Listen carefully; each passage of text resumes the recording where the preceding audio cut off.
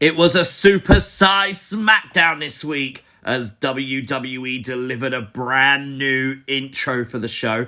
Really wish I could play it for you, but that's literally copyright strike 101. Don't do that ever. It was great though, but of course AEW Rampage was on, so there may be some things you might have missed, and that's why we're here. So before we get started, make sure you've hit the like button, and if you are new to the channel, hit the subscribe button too. It's free!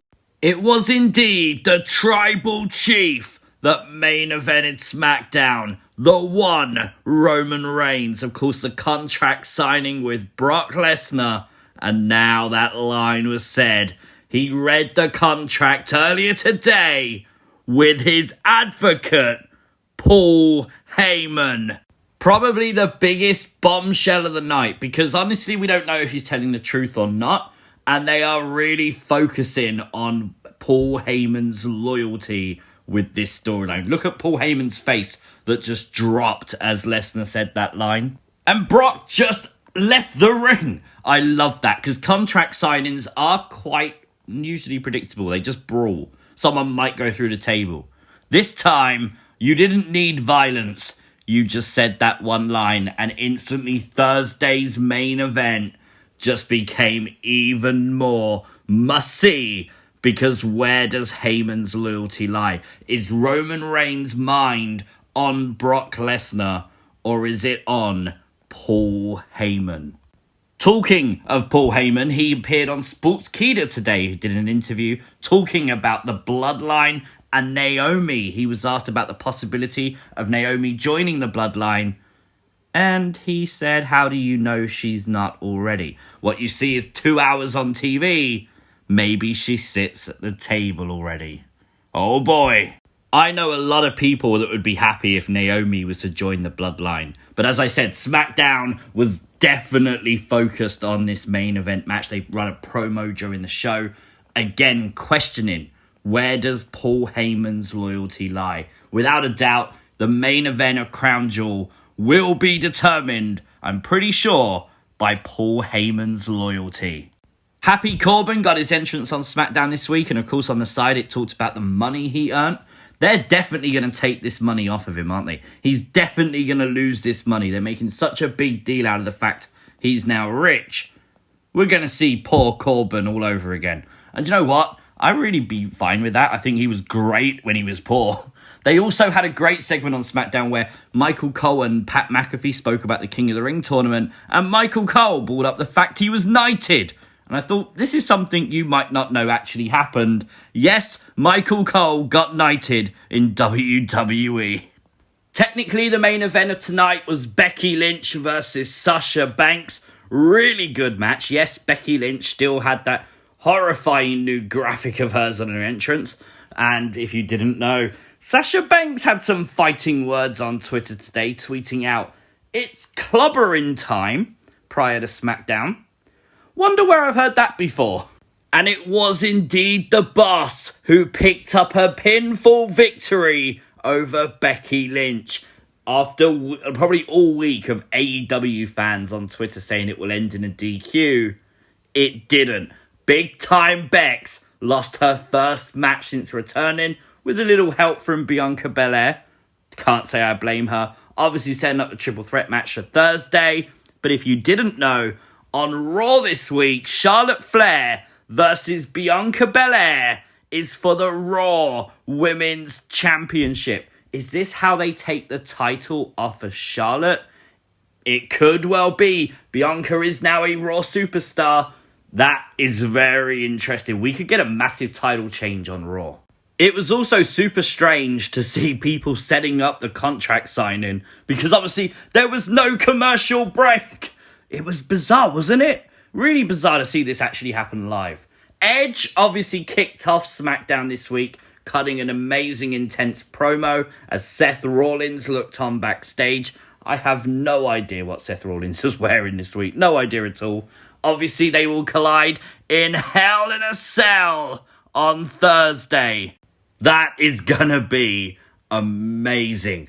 Edge saying to Seth Rollins he's going to scar his soul. This promo was so good. The flashback to Edge being threatened to be curb stomped by Seth. The fact this feud feels like it needs Hell in a Cell is just amazing. WWE have done a really, really good job with Edge versus Seth. This is indeed their third match, but it doesn't feel like it. It feels like it needs Hell in a Cell. It feels like whatever you do, you cannot end it on 2. You have to do Hell in a Cell. And I love that. Of course, Seth appeared later on SmackDown, still wearing that same suit. No idea what it was. But he did get Harley Quinn chants, which was bizarre. And of course, yes, he did talk about Hell in a Cell and the fact it scarred him and changed him to what he is today. Can we just give a massive shout out to this dude in the crowd who says, "It's my 13th birthday." Not mine, his. Happy birthday, dude, if you ever watch this video. Probably not, but maybe. We got a really good look today at the King and Queen's Crown for the King of the Ring and Queen's Crown tournament. This was on the advertising for this week's SmackDown. They look really class. I think we've seen the King of the Ring one in quite some detail before, but the Queen's Crown looks really cool. Obviously, we saw Finn Balor advance to the finals. He will face whoever qualifies on Raw on the finals on Thursday, and they did tease it once again. Will we see the Prince become the Demon? That is honestly my guess. I want Xavier Woods to win, but I honestly think Finn Balor is going to win the tournament overall. I really do. Sami Zayn did try everything cheap to win the match, but he couldn't. Although he did look scared during his entrance by a fan. No idea why. I think I might have blinked and missed that, but it did look quite funny. But talking of funny, so was this. WWE copying AEW's tweet. Totally copying it. And do you know what? Twitter exploded because of this. Fair play to WWE. Now, in case you missed it, about an hour before SmackDown, Bray Wyatt broke the internet all over again by speaking and talking about the hashtag Cult of Wyndham. Yes, we are baby birds, and there is a video up on the channel now, so if you haven't already, make sure you go and check that out. But it's now time for you all to watch me. Liv was on SmackDown this week, obviously taking the mask from Carmella. Carmella obviously wanted the mask during a match with Zelina Vega. Liv Morgan took it away from her, which I thought was brilliant. The feud continues, but Liv has been busy with Shop Liv More. She has a new Bite Me collection out for Halloween. That picture on the left, I'm telling you. Yowie, wowie, bloody hell, that's great.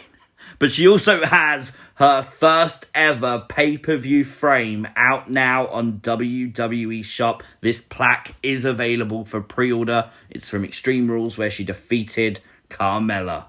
Zelina Vega obviously was successful with the assist of Liv Morgan to basically qualify for the finals. So it will be Zelina versus Doudrop or Shayna, which I think is going to be a fun match. WWE tweeted out these pictures of Naomi prior to this week's SmackDown, and we did indeed experience the glow this week.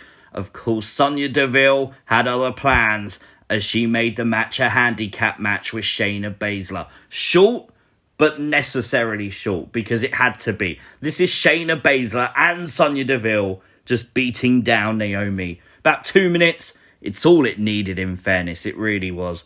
Great little feud starter, I think, for this feud between Sonya and Naomi. We also got Jazz Hands by Pat McAfee. Who doesn't love that? SmackDown showed us their roster starting next Friday. Do you know what? Everyone keeps saying their roster's small. Look at the names on that roster. That's not small.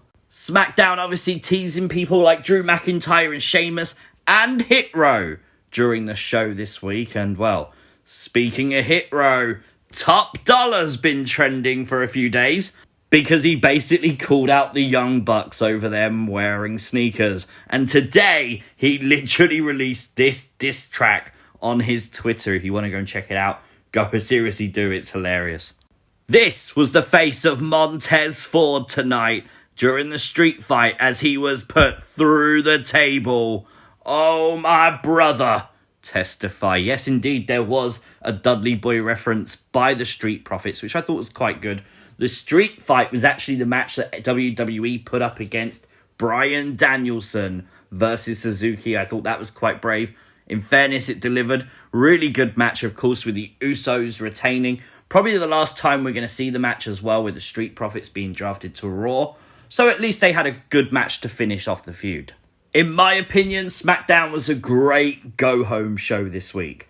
Maybe not the best. Maybe I'd give it an 8 out of 10. I think it was very good indeed. I really didn't pay much attention to Rampage or the buy-in. I will check them out, don't worry about that, because obviously I'm making this content for YouTube. It's the only reason, but honestly, it did make me hype for Crown Jewel. There were some big-ass moments in there. So, fair play to WWE. But let me know your thoughts, as you always do, in the comments section down below. If you are new to the channel, hit the subscribe button. Like the video, it really does help it out. And follow me on Twitter at CWrestlingUK, and I'll see you next time. Peace!